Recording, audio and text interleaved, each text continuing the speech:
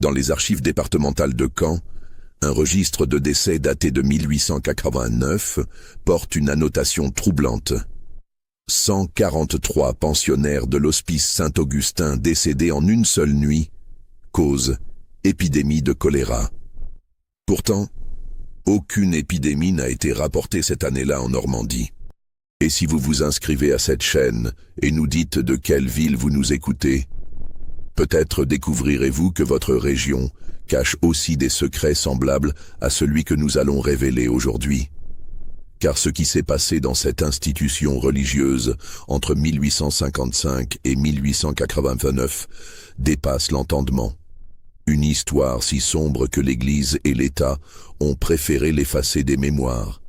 Nous sommes en 1855, dans la campagne normande, à quelques lieues de Bayeux. La France de Napoléon III traverse une période de prospérité apparente, mais sous cette façade dorée se cachent des réalités bien plus sombres. L'industrialisation naissante bouleverse les structures sociales traditionnelles et avec elle émergent de nouveaux problèmes. L'exode rural, la pauvreté urbaine et surtout le besoin croissant de nettoyer la société de ces éléments indésirables. Dans cette époque où l'honneur familial prime sur tout, où un scandale peut ruiner définitivement une lignée aristocratique, les familles fortunées cherchent des solutions discrètes à leurs problèmes domestiques. L'État, de son côté, encourage toute initiative privée qui décharge les pouvoirs publics de leurs responsabilités sociales. Quant à l'Église, elle voit dans ses œuvres charitables un moyen de regagner l'influence perdue depuis la Révolution. C'est dans ce contexte que s'élève l'hospice Saint-Augustin, une imposante bâtisse de pierre grise nichée au cœur d'un vallon isolé, à l'écart de toute route principale. Le domaine s'étend sur près de 100 hectares de terres agricoles, entourées de hauts murs de pierre qui masquent les activités de l'institution aux regards indiscrets. 3 étages de fenêtres étroites, munis de barreaux de fer forgés, perçant les murs épais de l'édifice principal, donnant à l'ensemble l'allure d'une forteresse plutôt que d'un lieu de soins. La façade principale, ornée d'une croix de fer forgée de 3 mètres de haut et d'une statue de Saint-Augustin, aux traits érodés par les intempéries, présente une architecture sobre mais imposante. Les ailes est et ouest, ajoutées successivement au bâtiment originel, s'étendent sur 2 étages supplémentaires, reliés au corps principal par des galeries couvertes aux voûtes gothiques. Derrière l'édifice s'étendent les communs, cuisines, lingerie, ateliers et surtout les fameux jardins qui feront plus tard parler d'eux. L'institution est dirigée par la famille de Brissac, une lignée de petits nobles désargentés qui a trouvé dans la charité chrétienne un moyen de redorer son blason et de remplir ses coffres. Arnaud de Brissac, patriarche âgé de 53 ans en cette année 1855, descend d'une famille de gentilshommes campagnards ruinés par les guerres révolutionnaires. Grand homme sec, aux cheveux prématurément blanchis, il arbore une barbe grisonnante soigneusement taillée et un regard perçant de couleur acier qui ne trahit jamais ses pensées. Ses mains, longues et osseuses, portent encore la bague à l'écusson familial, seul vestige tangible d'un passé plus glorieux. Sa femme, Marguerite de Brissac née Dubois, est la fille d'un riche négociant du Havre qui a fait fortune dans le commerce triangulaire avant d'investir dans les premières filatures normandes. Femme de 48 ans, au physique avenant mais au caractère de fer, elle apporte à l'union non seulement la fortune nécessaire au fonctionnement de l'hospice, mais aussi les relations indispensables dans le monde des affaires et de l'administration. Son salon parisien qu'elle tient rue Saint-Honoré est fréquenté par des personnalités influentes du régime impérial. Leur fils unique, Édouard de Brissac, alors âgé de 28 ans, représente la nouvelle génération de cette aristocratie déclinante qui tente de s'adapter aux réalités du monde moderne. Formé chez les jésuites du collège de Vaugirard, puis à l'école libre des sciences politiques de Paris, il possède une intelligence acérée et une ambition sans bornes que tempère mal un vernis de religiosité de façade. Ses traits fins et son élégance naturelle dissimulent une âme profondément corrompue par l'appât du gain et la soif de pouvoir. L'hospice accueille officiellement 3 catégories de pensionnaires, selon les prospectus distribués dans les salons parisiens et les presbytères de province. Premièrement, les aliénés mentaux de bonne famille que leurs proches ne peuvent se résoudre à envoyer dans les asiles publics de sinistre réputation. Deuxièmement, les femmes de mœurs légères en voie de rédemption, qu'il s'agisse de filles mères repenties ou d'épouses adultères soumises à la pénitence. Troisièmement, les indigents âgés ou infirmes recommandés par les curés de la région. En réalité, l'établissement fonctionne selon une toute autre logique.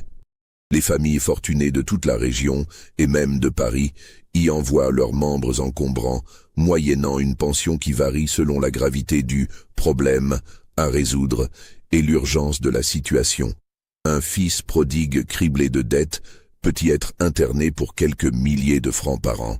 Une fille mère dont le scandale menace l'honneur familial coûtera plus cher. Quant aux témoins gênants d'affaires louches ou aux héritiers indésirables, leurs tarifs atteignent des sommets qui font de l'hospice une véritable mine d'or. Les autorités locales, à commencer par le préfet Joseph Lemercier, ancien avocat parisien nommé en Normandie après avoir rendu quelques services discrets au régime, soutiennent chaleureusement cette initiative qui débarrasse la société de ses éléments perturbateurs tout en affichant une façade chrétienne irréprochable. Le sous-préfet, le procureur impérial, le commissaire de police et même l'évêque de Bayeux font partie du conseil d'administration officieux de l'établissement, recevant chacun des gratifications substantielles pour leur bienveillance administrative. Le personnel permanent se compose d'une quinzaine de religieuses de l'ordre des Filles de la Charité, dirigée par sœur Agnès Leclerc, une femme de 45 ans au visage austère, marqué par des années de pénitence. Originaire d'une famille de bourgeois cahénais, ruinée par de mauvais placements, elle a trouvé dans la religion un refuge et une revanche sociale. Son autorité sur les autres sœurs est absolue, et son dévouement aux de Brissac confine au fanatisme. Elle connaît tous les secrets de l'hospice mais les considère comme des mystères sacrés qu'elle porte comme une croix. 3 médecins se relaient pour assurer les soins, si l'on peut utiliser ce terme. Le docteur Henri Beaumont, 60 ans, ancien chirurgien militaire ayant servi en Algérie, a développé pendant les campagnes coloniales des méthodes peu orthodoxes pour traiter les indigènes récalcitrants. Homme trapu aux mains épaisses et au regard fuyant, il boit plus que de raison et trouve dans les expériences de l'hospice un exutoire à ses instincts sadiques. Ces méthodes, qu'il qualifie de thérapies innovantes, s'inspirent largement des techniques d'interrogatoire apprises dans les geôles d'Afrique du Nord. Le docteur Paul Rousseau, 42 ans, spécialiste des maladies mentales formé à la Salpêtrière auprès du professeur Parchap, apporte une caution scientifique aux pratiques de l'établissement. Théoricien brillant mais praticien sans scrupules, il voit dans l'hospice un laboratoire idéal pour tester ses théories sur le conditionnement comportemental et l'influence des drogues sur l'esprit humain. Ses publications dans les revues médicales parisiennes, qui font référence aux remarquables résultats thérapeutiques obtenus en milieu rural normand, lui valent une réputation flatteuse dans les cercles savants. Enfin, le docteur Jules Fontaine, médecin généraliste local de 58 ans, ancien ami d'enfance d'Arnaud de Brissac, assure la liaison avec le monde extérieur. C'est lui qui signe les certificats de décès, qui reçoit les familles inquiètes et qui maintient les apparences de normalité. En échange de sa discrétion et de sa complaisance administrative, il reçoit des honoraires qui lui permettent de mener grand train dans sa propriété des environs de Caen. À ce personnel officiel s'ajoute une dizaine d'employés laïcs dont le rôle exact reste flou. Jardiniers, palefreniers, cuisinières, mais aussi et surtout les fameux gardiens dont nous reparlerons. Ces hommes, recrutés parmi d'anciens militaires ou bagnards libérés, assurent la sécurité de l'établissement et l'exécution des tâches les plus délicates. Leurs gages sont élevés, et leur silence acheté par des primes substantielles et la promesse d'une retraite confortable dans les colonies. L'histoire qui nous occupe commence réellement par l'arrivée, en septembre 1855, de sœur Marie-Claire Dufresne, une jeune religieuse de 24 ans originaire de Rouen. Fille d'un modeste employé des ponts et chaussées, elle a embrassé la vie religieuse après la mort prématurée de ses parents dans l'épidémie de choléra de 1849. Femme intelligente et cultivée, elle parle couramment le latin et possède des notions d'allemand et d'anglais, acquises auprès d'un précepteur protestant qui donnait des leçons dans sa famille avant sa conversion. Fraîchement sortie du noviciat de la maison mère de Paris, elle a été affectée à l'hospice sur demande expresse d'Arnaud de Brissac, qui entretient des relations privilégiées avec la supérieure générale de l'ordre. Cette dernière, sœur Catherine de la Miséricorde, femme influente proche des cercles bonapartistes, apprécie les nouvelles recrues pour leur zèle et leur absence de questions embarrassantes sur les méthodes employées dans certains établissements particuliers. Le voyage vers l'hospice Saint-Augustin s'effectue en diligence depuis Caen, par des routes défoncées qui serpentent à travers la campagne normande. Sœur Marie-Claire, habituée à l'animation de Rouen puis de Paris, est frappée par l'isolement progressif du paysage. Les derniers kilomètres se parcourent sur un chemin de terre bordé de haies impénétrables, et c'est seulement au détour d'un virage que surgit la silhouette imposante de l'hospice, dressée contre un ciel bas chargé de nuages. Dès ses premiers pas dans l'établissement, sœur Marie-Claire est frappée par l'atmosphère particulière qui y règne. Le hall d'entrée, pavé de dalles de granit gris, résonne étrangement sous les pas. Les murs épais étouffent les sons extérieurs, créant un silence pesant que ne rompent que les murmures étouffés et les claquements de portes lointains. L'odeur qui flotte dans l'air mêle l'encens des offices religieux, les effluves de cuisine collective et quelque chose de plus indéfinissable qui évoque vaguement l'éther et les produits de pharmacie. Sœur Agnès Leclerc accueille la nouvelle arrivante, avec une cordialité de façade qui masque mal une méfiance instinctive. Pendant la visite des lieux, elle multiplie les recommandations et les mises en garde déguisées en conseils bienveillants. Notre hospice accueille des cas particuliers, ma sœur. Des âmes tourmentées qui demandent beaucoup de patience et de discrétion. Il ne faut pas s'étonner de certaines manifestations. L'important est de garder foi en la providence et de se souvenir que nous servons une cause supérieure. Les pensionnaires, au nombre d'une centaine environ selon le registre consulté ce jour-là, semblent effectivement étrangement dociles. Ils se déplacent lentement dans les couloirs carrelés de faïence blanche, le regard vide, fixé sur un point invisible devant eux. Leur démarche traînante et leurs gestes mécaniques évoquent davantage des automates que des êtres humains. Quand ils répondent aux ordres du personnel, c'est avec une obéissance mécanique qui n'a rien de naturel, comme si leur volonté propre avait été abolie. Les femmes, vêtues de robes grises uniformes sans aucun ornement, occupent l'aile est du bâtiment. Leurs cheveux, coupés courts et cachés sous des coiffes blanches, donnent à leurs visages émaciés une apparence androgyne troublante. Elles passent leur journée à des activités répétitives, couture, tricot, confection de chapelets, toujours sous la surveillance rapprochée des religieuses. Quand sœur Marie-Claire tente d'engager la conversation, elle n'obtient que des réponses monosyllabiques ou des sourires vides d'expression. Les hommes, dans l'aile ouest, semblent dans un état similaire. Vêtus de blouses bleues délavées, ils s'activent aux travaux des champs ou dans les ateliers avec la même absence d'initiative personnelle.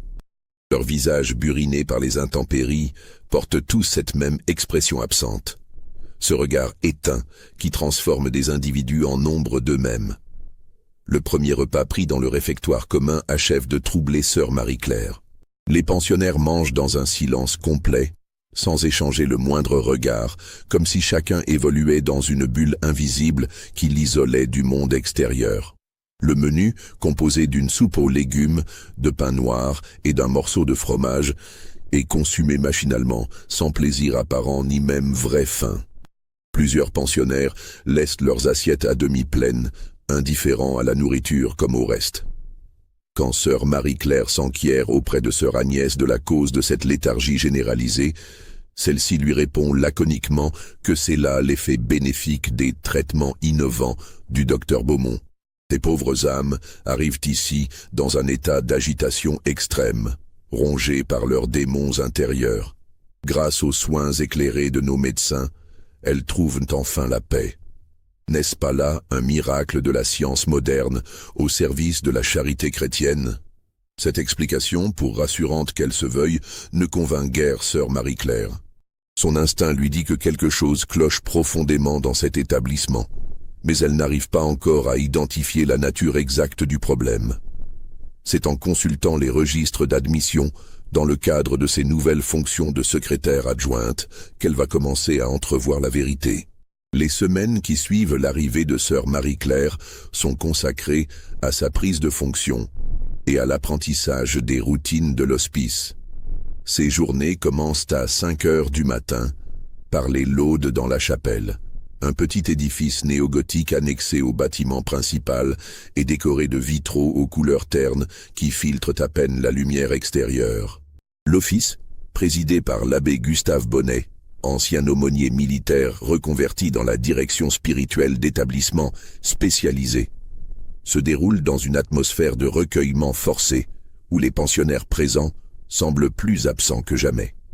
Après un petit déjeuner frugal pris dans le réfectoire des religieuses, sœur Marie-Claire rejoint le bureau administratif situé au premier étage de l'aile principale. Cette pièce austère, meublée de quelques tables de bois sombre et d'armoires métalliques, abrite les archives de l'établissement, registres d'admission et de sortie, dossiers médicaux, correspondance avec les familles, comptabilité. C'est là qu'elle va progressivement découvrir les anomalies qui caractérisent le fonctionnement de l'hospice. Le premier élément troublant concerne les admissions. Contrairement à ce qui se pratique dans les établissements similaires, l'hospice Saint-Augustin ne reçoit jamais de pensionnaires par décision administrative ou judiciaire. Tous sont internés sur demande expresse de leur famille, moyennant le versement d'une pension dont le montant varie considérablement selon des critères qui échappent à sœur Marie-Claire. Certains dossiers mentionnent des sommes dérisoires, quelques centaines de francs par an, tandis que d'autres font état de versements considérables, plusieurs milliers de francs, parfois complétés par des donations en nature, propriétés foncières, actions industrielles, bijoux de famille. Plus troublant encore, les motifs d'internement révèlent une créativité administrative qui laisse songeur. Hystérie consécutive à un deuil, mélancolie avec tendance autodestructrice, manie religieuse avec hallucination mystique, dépravation morale avec penchant au vol, alcoolisme chronique avec violence, idées socialistes avec propagande subversive. La liste des pathologies supposées semble s'adapter miraculeusement aux besoins des familles plutôt qu'à la réalité clinique des patients. Mais c'est en consultant plus attentivement les noms des pensionnaires que sœur Marie-Claire ressent ses premiers vrais doutes. Ces noms réveillent en elle des souvenirs troublants, des échos de conversations entendues dans les salons rouennais de sa jeunesse ou dans les parloirs du couvent parisien. Marie Delacroix, cette bourgeoise de Rouen dont la disparition avait défrayé la chronique locale 2 ans plus tôt. Officiellement, elle était partie pour un pèlerinage à Lourdes avec un groupe de dévotes, mais le groupe était revenu sans elle, prétextant qu'elle avait décidé de prolonger son séjour dans un couvent pyrénéen pour approfondir sa vie spirituelle. Antoine Mercier, ce fils de notaire caennais qui avait défrayé la chronique mondaine par ses mœurs dissolues et ses dettes de jeu avant de mourir subitement d'une fièvre cérébrale, selon le faire-part publié dans les journaux locaux. Ses obsèques, célébrées en grande pompe dans la cathédrale de Caen, avaient attiré tout le gratin de la bourgeoisie locale, soucieux de témoigner sa compassion à une famille respectable frappée par le malheur. Célestine Morvan, cette institutrice communale, accusée d'enseigner des idées pernicieuses à ses élèves après avoir été surprise en possession d'ouvrages socialistes. Elle avait disparu du jour au lendemain de son poste, et l'inspection académique avait officiellement annoncé qu'elle avait démissionné pour des raisons de santé avant de partir se soigner dans un sanatorium suisse.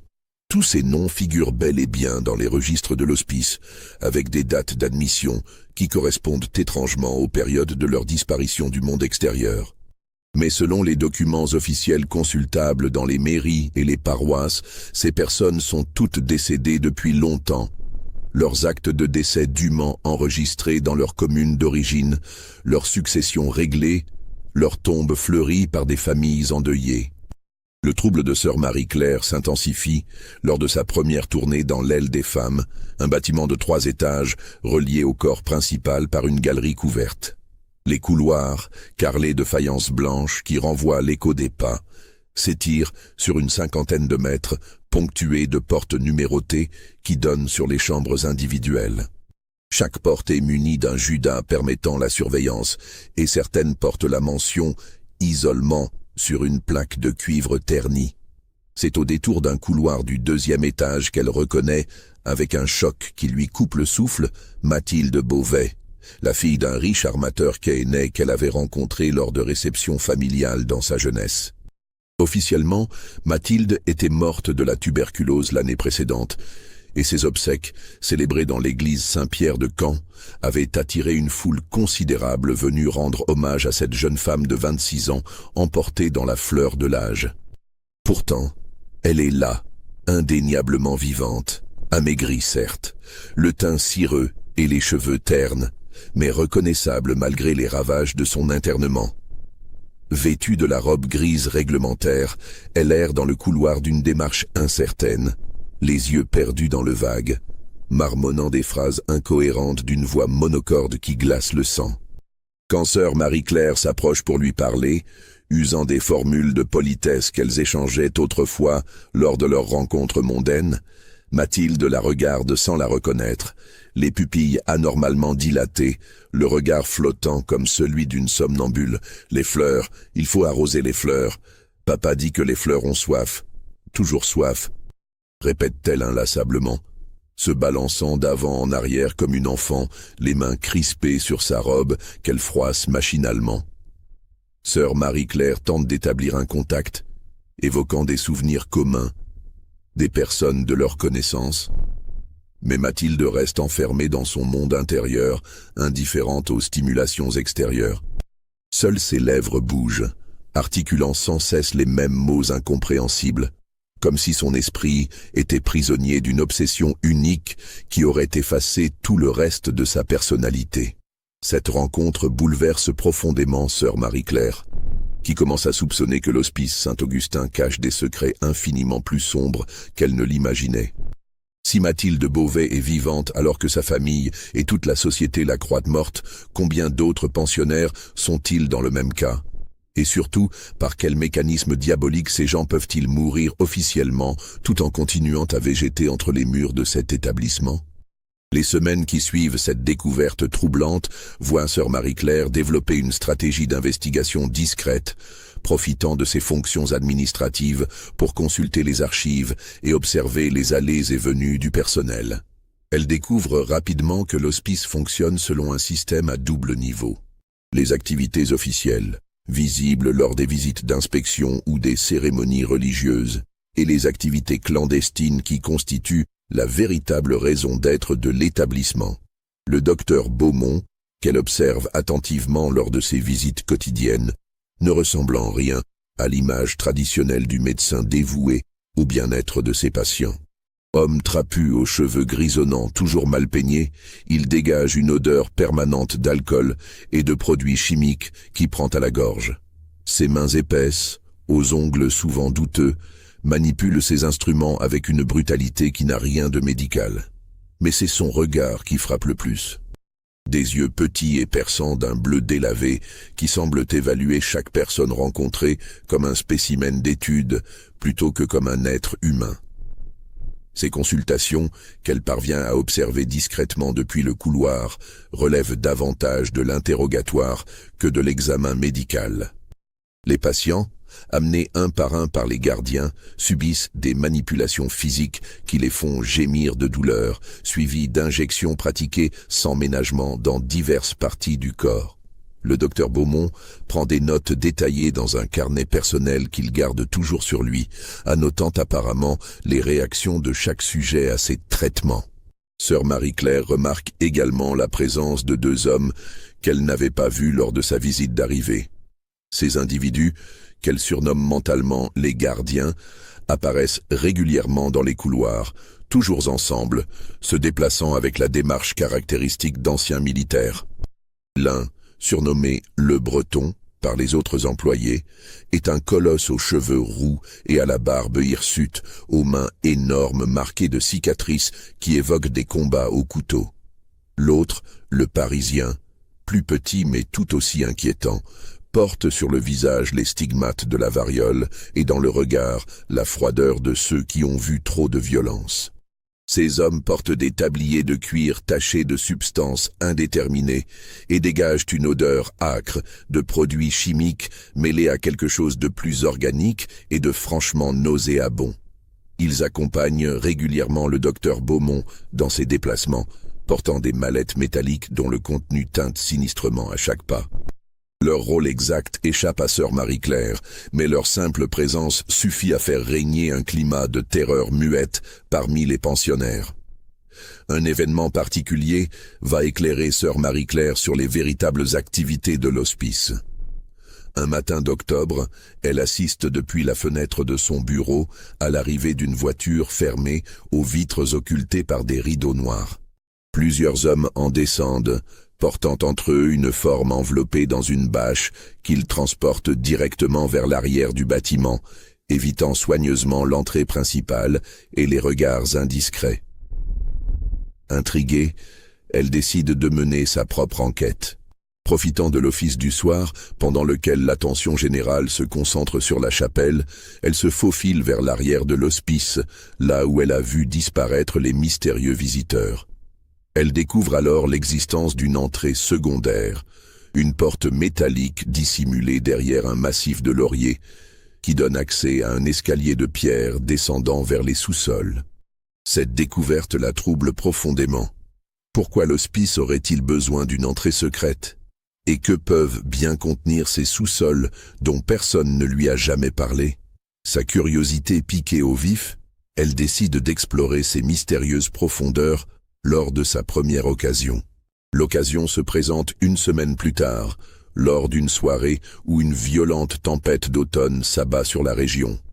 Les hurlements du vent couvrent tous les bruits et l'électricité étant coupée, l'hospice baigne dans la lueur vacillante des bougies et des lampes à pétrole. Profitant de cette confusion, sœur Marie-Claire s'empare d'une bougie et se dirige vers l'escalier secret qu'elle a repéré. La descente dans les sous-sols lui révèle un monde souterrain dont elle ne soupçonnait pas l'existence. L'escalier de pierre, aux marches usées par un passage fréquent, descend sur une quinzaine de mètres avant de déboucher sur un long couloir voûté creusé dans le roc. L'air y est vicié, chargé d'humidité et d'odeurs indéfinissables qui prennent à la gorge et soulèvent le cœur. Le couloir dessert une série de salles dont les portes, munies de judas et de systèmes de verrouillage complexes, évoquent davantage les geôles d'une prison que les chambres d'un établissement de soins. Derrière ces portes, sœur Marie-Claire perçoit des gémissements sourds, des murmures incohérents, parfois des sanglots étouffés qui témoignent de souffrances inimaginables. Dans l'une de ces salles, dont la porte est restée entr'ouverte, elle découvre un spectacle qui la glace d'horreur. Une dizaine de personnes, hommes et femmes mélangés, gisent sur des paillasses souillées, dans un état de délabrement physique et mental qui défie l'entendement. Certaines sont attachées par des sangles de cuir au montant métallique de leur couche de fortune.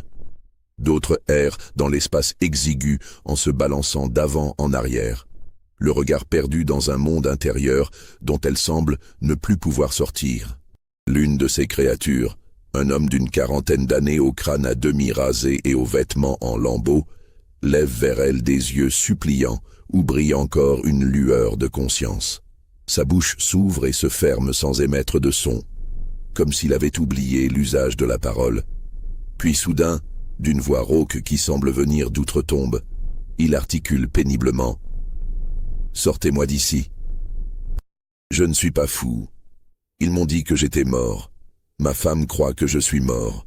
Mes enfants pleurent sur ma tombe. » Ces paroles, prononcées avec une lucidité déchirante au milieu de ce cauchemar, frappent sœur Marie-Claire comme un coup de massue.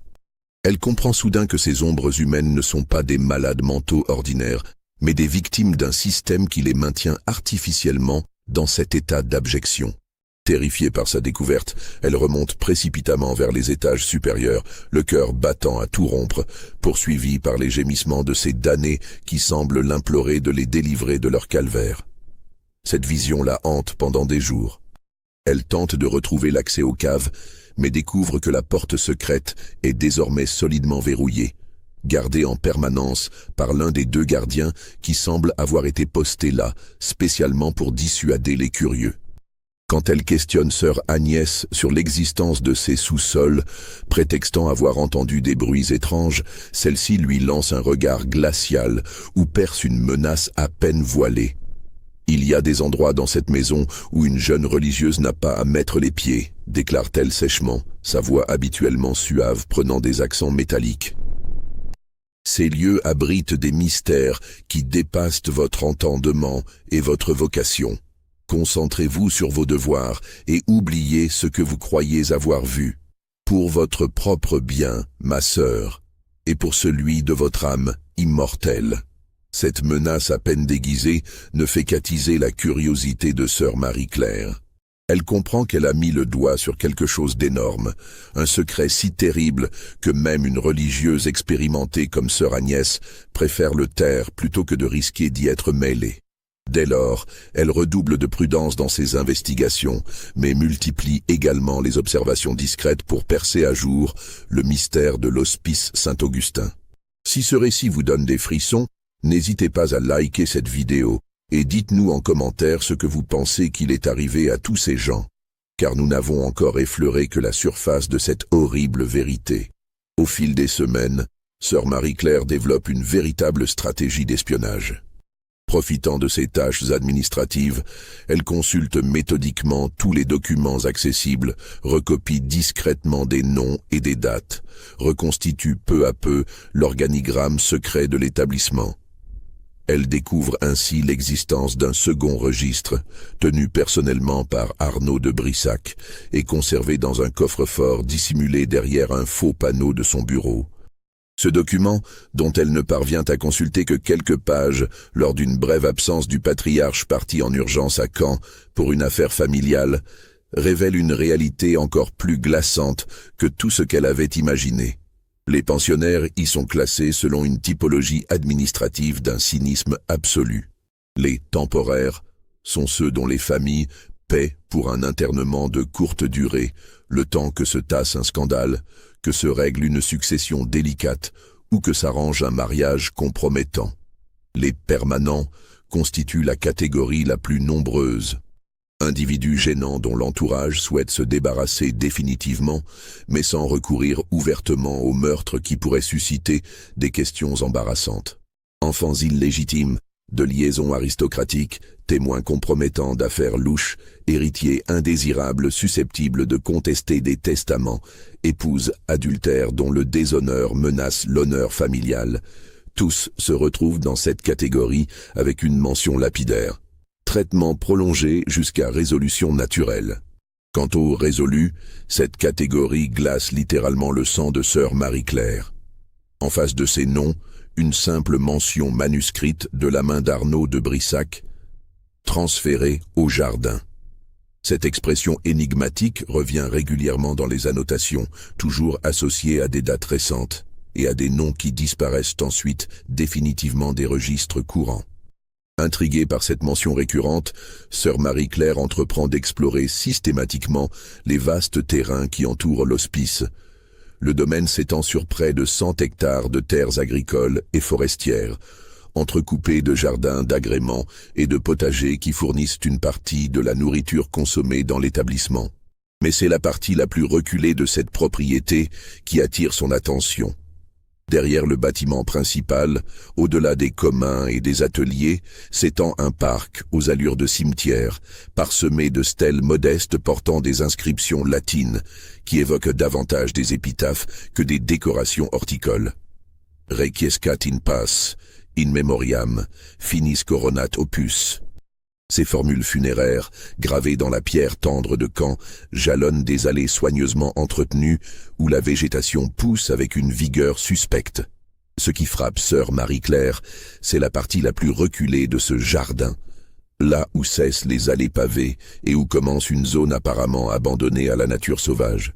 Le sol y semble régulièrement retourné, comme si on y pratiquait des cultures particulières, et l'herbe y pousse d'un vert plus sombre, plus riche, nourri par des éléments organiques qui ne doivent rien aux engrais habituels.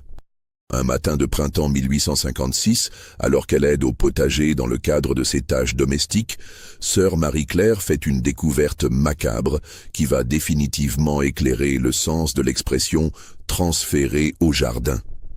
En bêchant la terre pour planter des légumes destinés à la cuisine de l'hospice, sa houe heurte quelque chose de dur qui résiste à l'outil. Dégageant soigneusement la terre meuble, elle met au jour un fragment d'os humain, jauni par le temps mais parfaitement reconnaissable. Puis un autre, puis d'autres encore. Horrifiée mais incapable de s'arrêter, elle continue à creuser et découvre bientôt les restes d'un squelette complet, mêlé à d'autres ossements qui témoignent de la présence de plusieurs corps enterrés dans cette parcelle.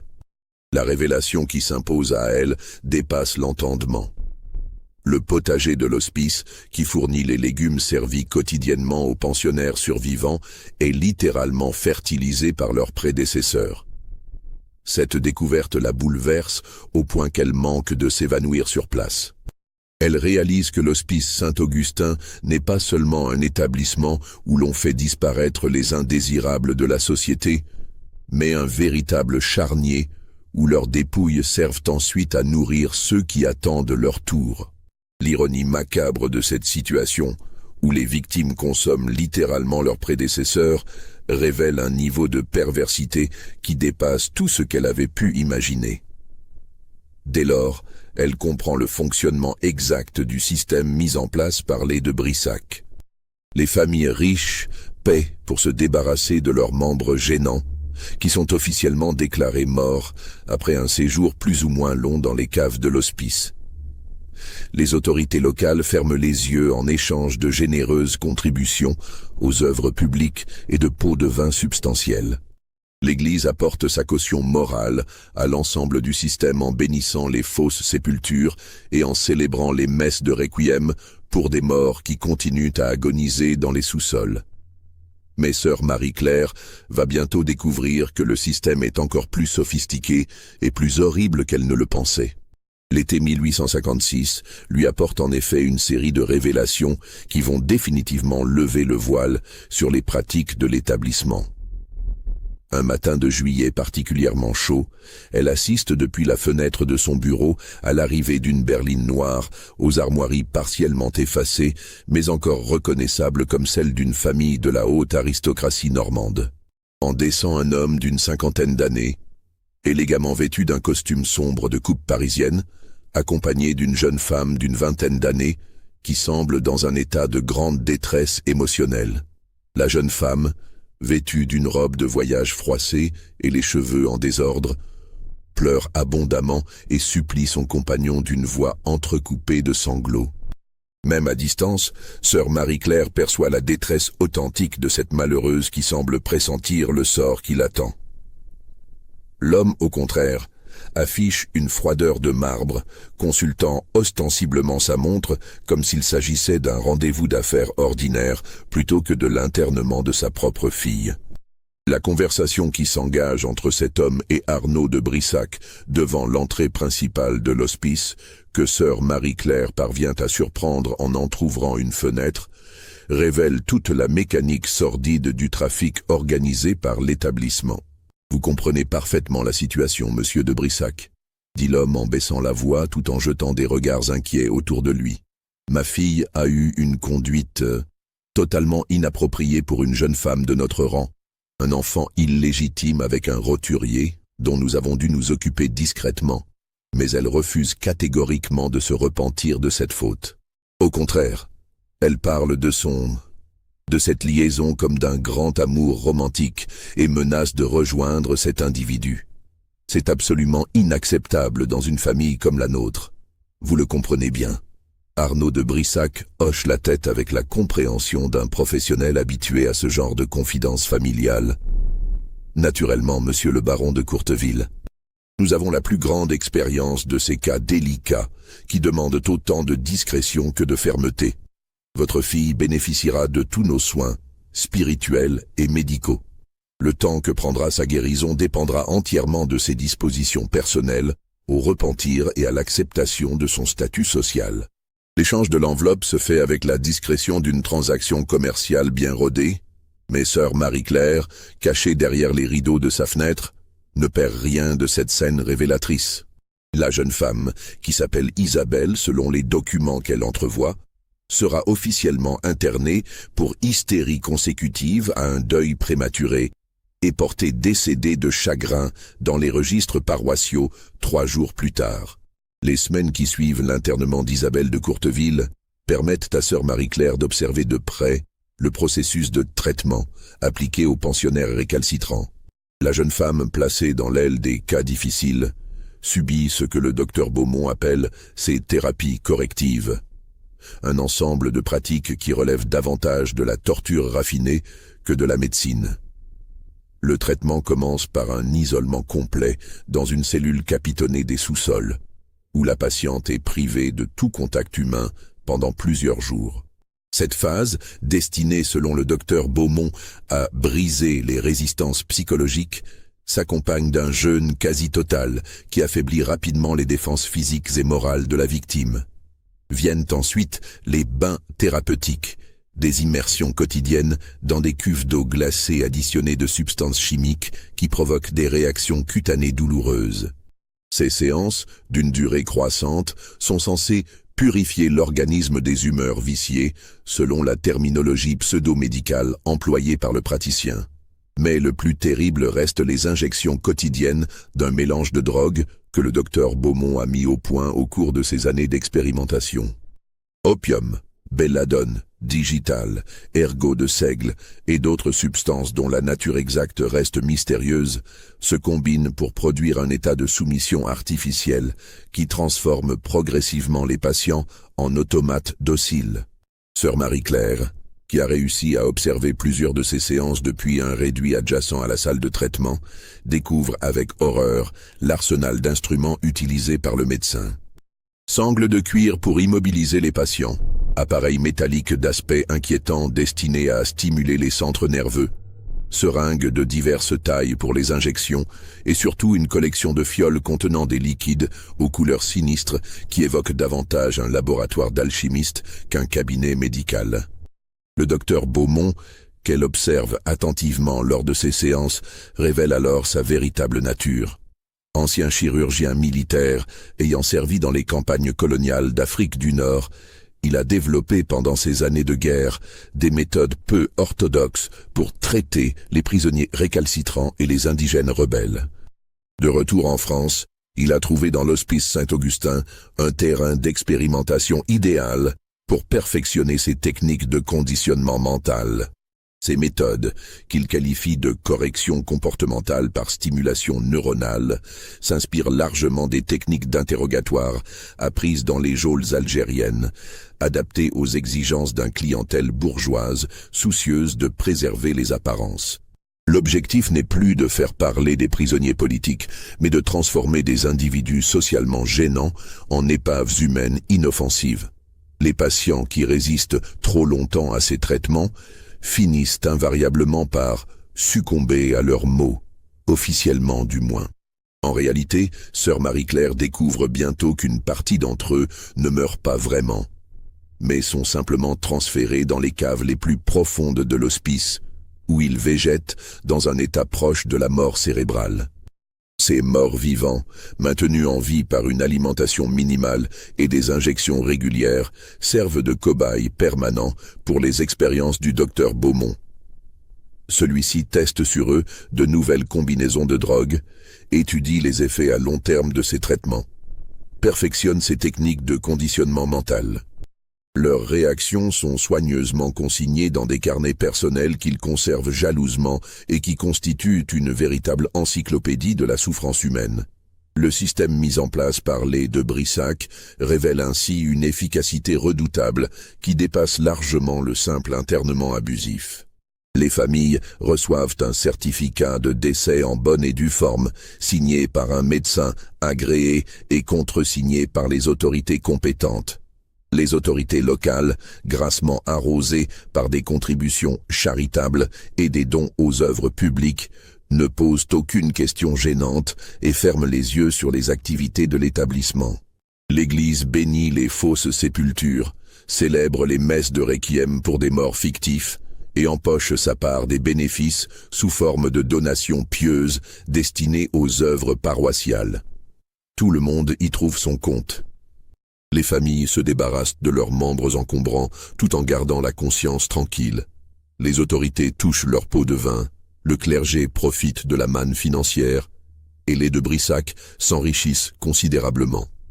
Seules les victimes ne trouvent pas leur compte dans ce système parfaitement huilé. Mais comme elles sont officiellement mortes, leur souffrance n'existe plus aux yeux de la société.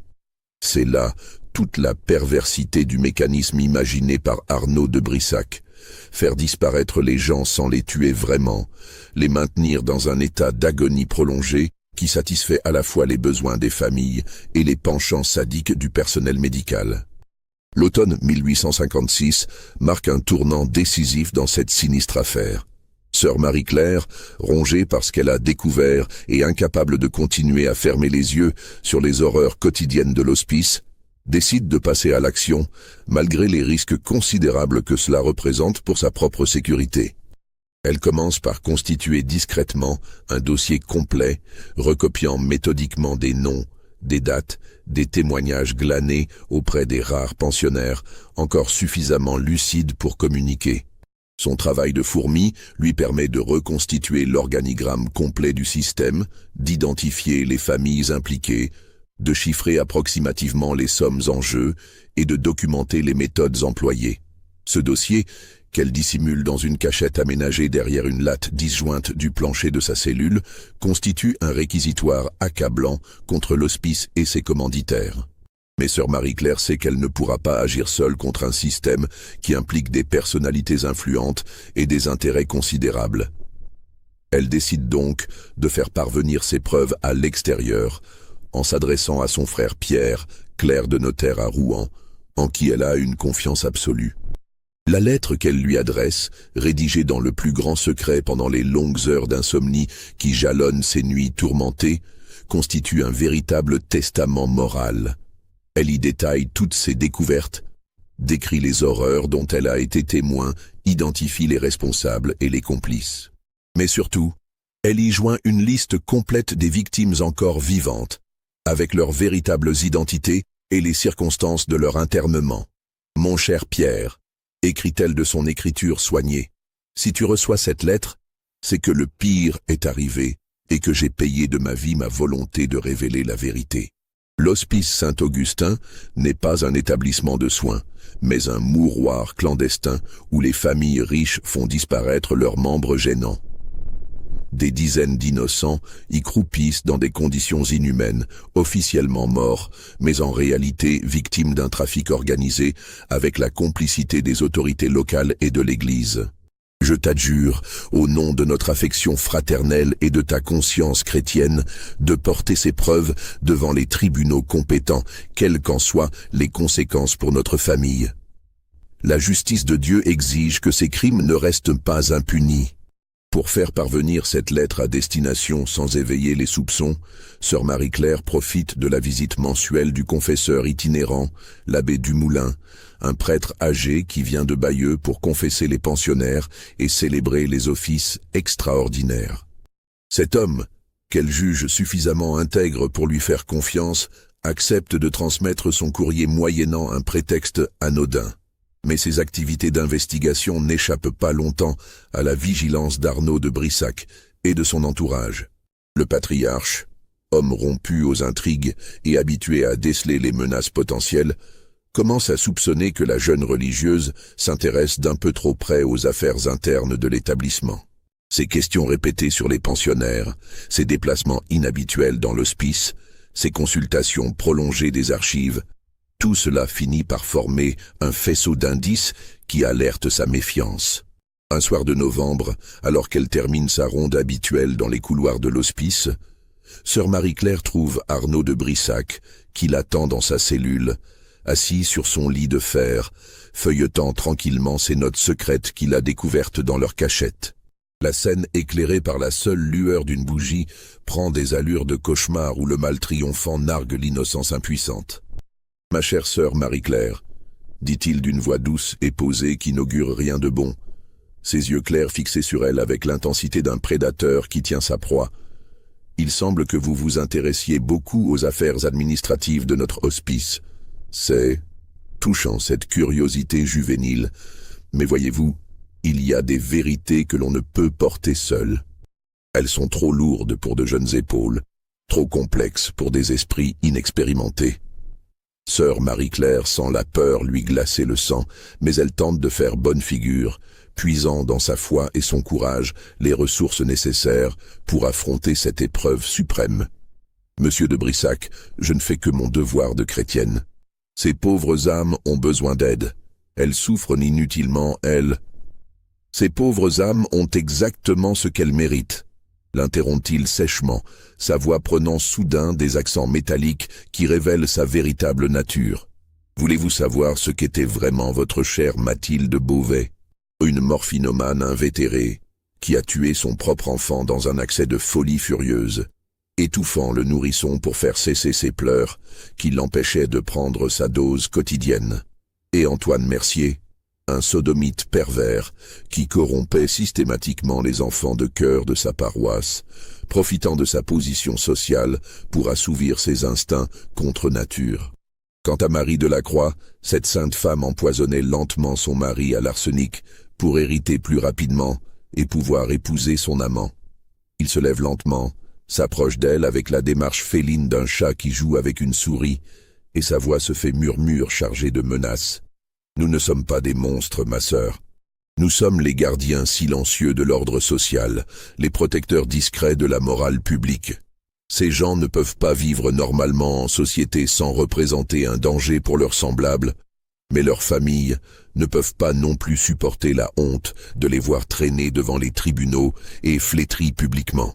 Nous leur offrons une solution, élégante, discrète, qui préserve l'honneur de tous tout en protégeant la société. Mais les torturer, les maintenir dans cet état, balbutie sœur Marie-Claire, révoltée par cette logique perverse qui transforme le crime en œuvre charitable.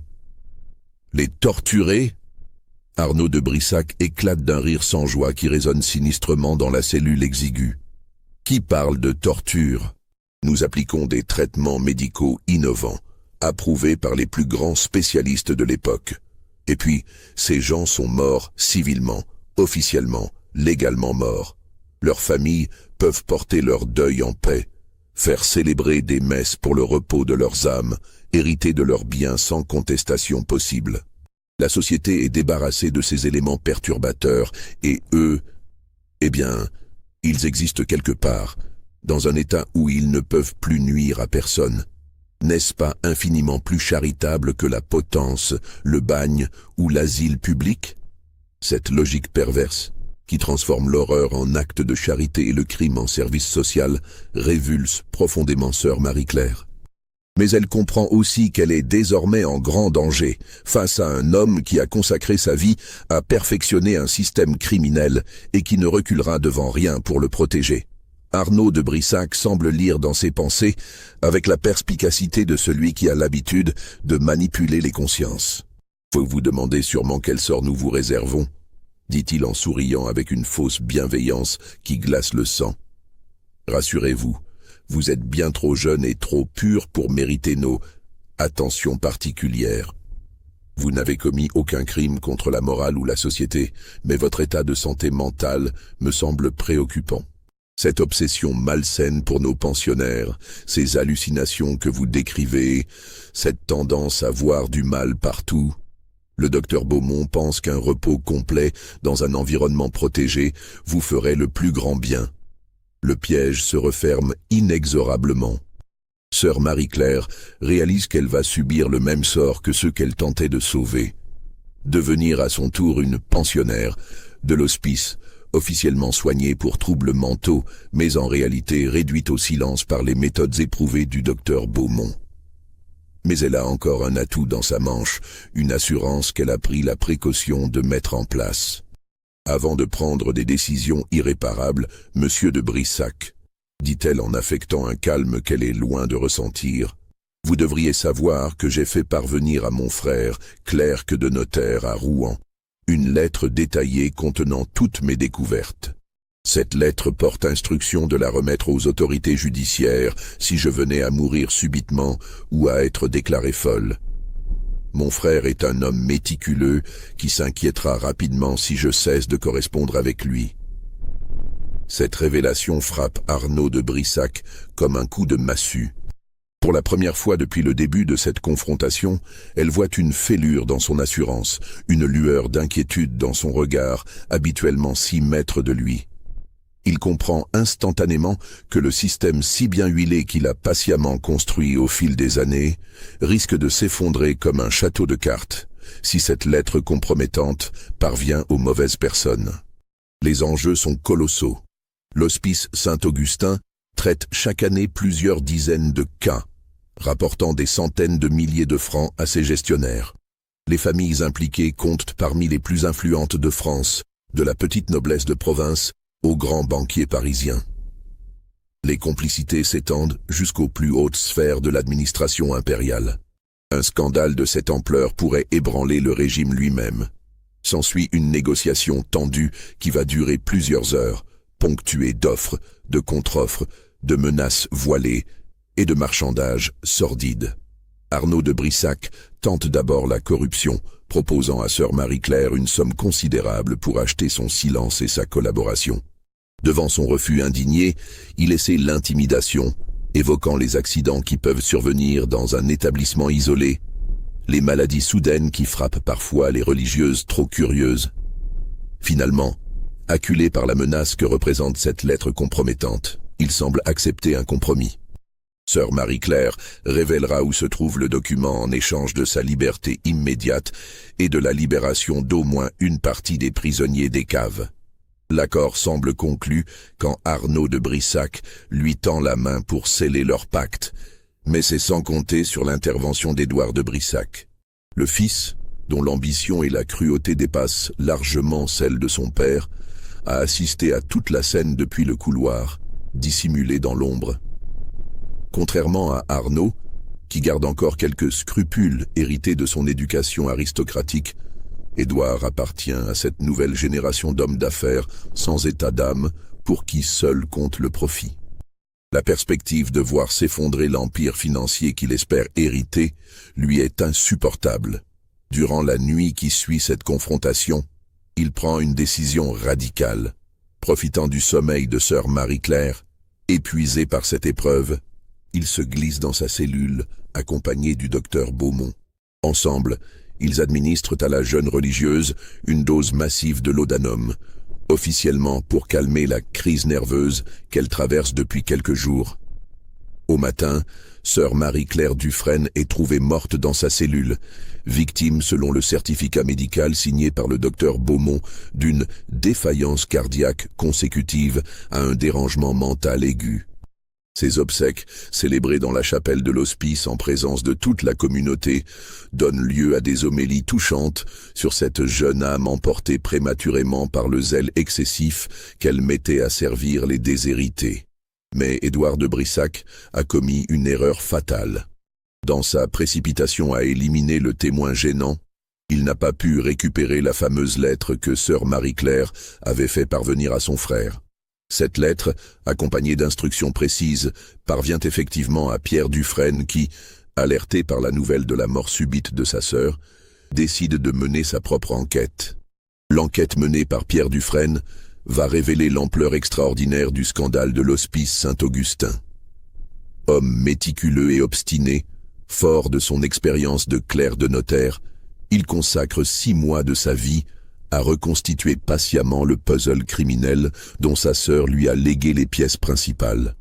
Ses investigations le mènent d'abord dans les archives notariales de toute la Normandie, où il découvre une série troublante de successions bâclées, de testaments suspects, d'héritages contestés puis mystérieusement acceptés. Les noms figurant sur la liste établie par sœur Marie-Claire correspondent à autant de dossiers où des héritiers gênants ont disparu au moment crucial du règlement successoral. Pierre Dufresne pousse ensuite ses recherches vers les registres paroissiaux et les actes d'état civil. Là aussi, il découvre des anomalies flagrantes. Des certificats de décès signés par le même médecin à des dates suspectes, des enterrements célébrés sans que personne n'ait vu les corps, des épitaphes gravées avant même la date officielle du décès. Mais c'est en soudoyant discrètement quelques employés subalternes de l'hospice que Pierre Dufresne obtient les preuves les plus accablantes. Un palefrenier, un jardinier, une lingère, tous témoignent sous serment de ce qu'ils ont vu. Les transferts nocturnes de corps, les cris provenant des sous-sols, les fosses creusées dans les jardins, les substances chimiques manipulées par le docteur Beaumont. Le dossier ainsi constitué représente plusieurs centaines de pages de témoignages, de recoupements, de preuves documentaires qui forment un réquisitoire accablant contre l'hospice et ses commanditaires. Mais Pierre Dufresne comprend rapidement qu'il ne peut pas s'adresser aux autorités locales, toutes compromises dans l'affaire. Il décide donc de porter directement son dossier à Paris, devant la cour impériale et le ministère de l'Intérieur. Quand l'affaire éclate enfin, en juin 1857, c'est un véritable séisme qui ébranle non seulement la Normandie, mais toute la France du Second Empire. Car parmi les familles impliquées figurent des noms prestigieux de l'aristocratie et de la haute bourgeoisie, barons d'empire, banquiers influents, industriels prospères, tous clients de l'hospice Saint-Augustin pour se débarrasser de leurs membres encombrants. Plus grave encore, l'enquête révèle que le système mis en place par les de Brissac n'est pas unique en son genre. D'autres établissements similaires fonctionnent un peu partout en France, discrets refuges où les familles aisées peuvent faire disparaître leurs scandales domestiques. L'hospice Saint-Augustin n'était que la partie visible d'un iceberg criminel qui menace d'emporter une partie de l'élite sociale française. L'empereur Napoléon III lui-même se trouve embarrassé par cette affaire, car plusieurs de ses proches collaborateurs entretiennent des relations avec les familles compromises. Le comte de Morny, demi-frère de l'empereur et personnage influent du régime, est soupçonné d'avoir eu recours au service de l'hospice pour régler discrètement un problème familial. Le duc de Persigny, ministre de l'Intérieur, a signé personnellement plusieurs autorisations administratives qui ont facilité le fonctionnement de l'établissement. Face à ce scandale d'une ampleur extraordinaire, le pouvoir impérial adopte la stratégie classique de l'étouffement contrôlé. Il faut des coupables pour satisfaire l'opinion publique, mais pas trop, pour ne pas écabousser les personnalités importantes. Il faut de la vérité, mais pas toute la vérité, pour préserver la stabilité du régime. La solution adoptée est caractéristique de l'époque. Un procès à huis clos, où seuls comparaîtront les responsables directs, tandis que les commanditaires et les complices de haut rang échapperont aux poursuites, moyennant leur collaboration avec la justice. Arnaud de Brissac et le docteur Beaumont sont arrêtés discrètement et jugés par un tribunal militaire siégeant en secret à Paris. Le procès, qui dure 3 semaines, révèle dans le détail l'horreur du système mis en place à l'hospice. Les témoignages des rares survivants, rapatriés dans des établissements parisiens pour l'occasion, glacent d'effroi les magistrats habitués pourtant aux affaires criminelles les plus sordides. Les expertises médicales démontrent l'usage systématique de drogue pour maintenir les victimes dans un état de soumission. Les fouilles archéologiques des jardins révèlent l'existence de 143 corps enterrés clandestinement. Arnaud de Brissac et le docteur Beaumont sont condamnés au bagne à vie pour assassinat en série et association de malfaiteurs. Mais leurs sentences sont immédiatement commuées en assignation à résidence dans une propriété isolée de Guyane, officiellement pour préserver les secrets d'État impliqués dans l'affaire.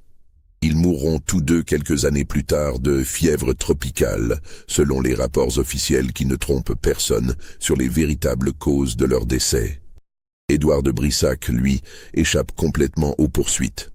En échange de sa collaboration totale avec les autorités, il révèle l'emplacement exact de tous les corps enterrés dans les jardins de l'hospice, fournit la liste complète des familles clientes avec les détails de leurs transactions, livre les noms de tous les complices administratifs et religieux. Cette coopération lui vaut une immunité judiciaire et la possibilité de s'exiler discrètement en Argentine avec une partie substantielle de la fortune familiale. L'Hospice Saint-Augustin est officiellement fermé en juillet 1857 pour raisons sanitaires graves. Les quelques 70 pensionnaires encore vivants, découverts dans les caves lors de la perquisition finale, sont discrètement répartis dans d'autres établissements à travers la France. La plupart, trop affaiblis par des années de drogue et de mauvais traitements, ne survivront pas longtemps à leur transfert. Seule une dizaine d'entre eux, les plus résistants, parviendront à retrouver un semblant de vie normale après des mois de soins intensifs. Quant aux corps découverts dans les jardins, ils font l'objet d'une exhumation méthodique dirigée par des experts parisiens. 143 squelettes sont dénombrés, correspondant exactement aux chiffres mentionnés dans le mystérieux registre de décès de 1889 que nous évoquions au début de ce récit. Car cette épidémie de choléra de 1889 n'a jamais existé. Elle était simplement le moyen trouvé par les autorités pour expliquer officiellement, 30 ans après les faits, la mort de toutes ces personnes quand il devint impossible de maintenir plus longtemps la fiction de leurs existences séparées. Le processus d'identification des victimes s'avère long et délicat. Beaucoup de corps sont trop dégradés pour permettre une reconnaissance formelle, d'autres portent des traces de violence qui témoignent des sévices subis avant la mort. Les familles concernées sont discrètement contactées par les autorités. Celles qui le souhaitent peuvent récupérer les restes de leurs proches pour des obsèques tardives, mais enfin dignes.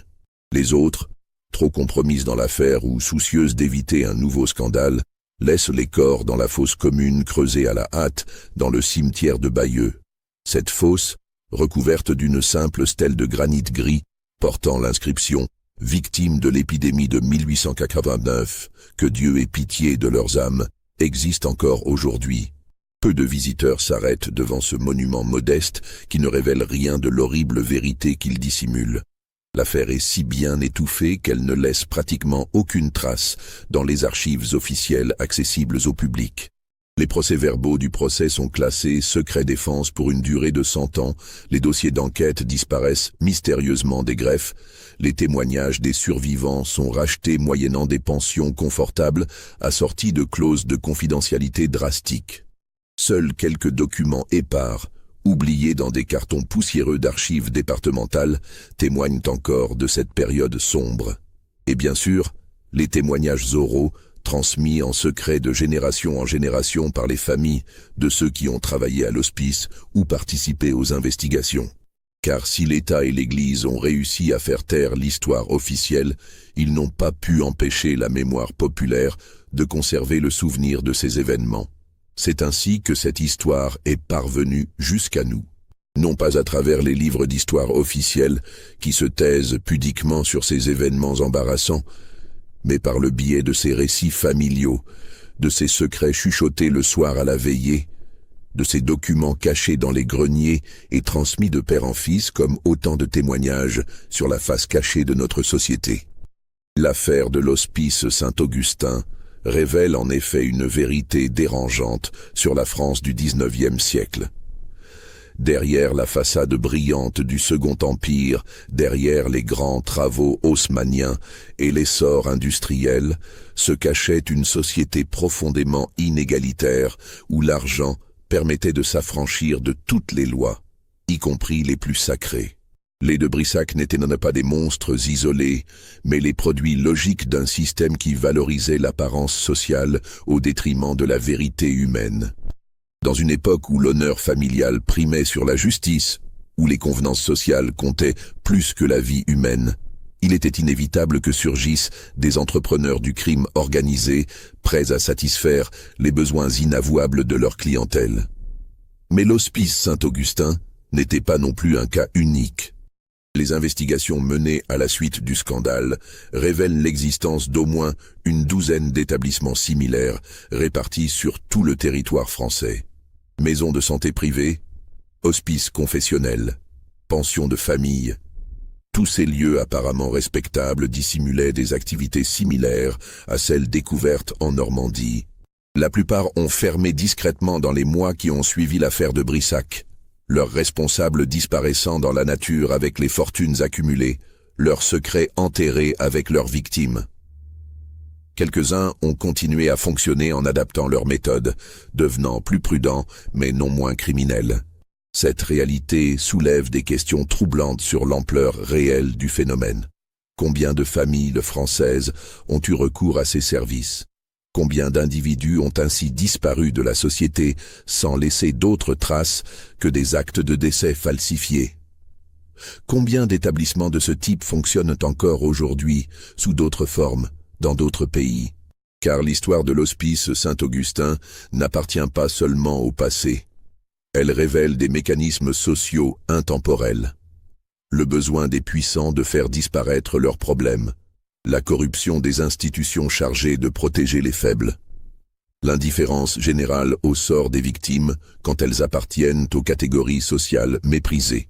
Aujourd'hui encore, dans notre monde globalisé où l'argent circule librement et où les frontières s'effacent, il serait naïf de croire que de telles pratiques ont complètement disparu. Elles ont simplement évolué, s'adaptant aux nouvelles technologies et aux nouveaux contextes géopolitiques.